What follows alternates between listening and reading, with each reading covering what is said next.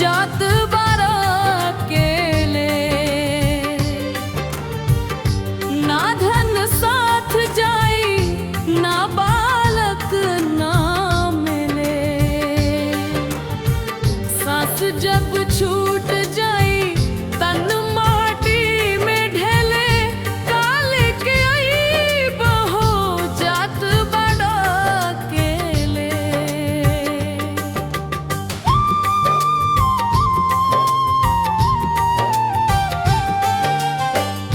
कंचन के घर बनवला सोना के बिछौना,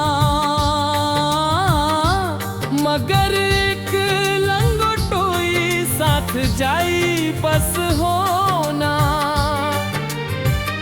लाख